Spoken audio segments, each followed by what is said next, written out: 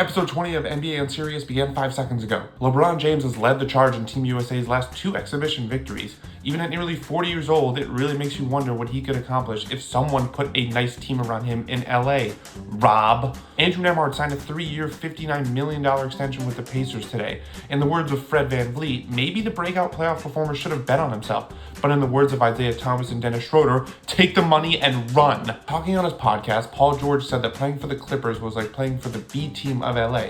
This is the same guy who had a chance to join the A team when he was a free agent in 2018, and this is also apparently the same guy who's going to help Philly advance past the second round. The Miami Heat took home the Summer League Championship earlier this week, and it's a good thing too, seeing as how they're probably going to be relying on most of those guys to fill out their rotation come October. Do you remember when guys had to earn max 9-figure deals, put in big numbers, make All-Star or All-NBA teams?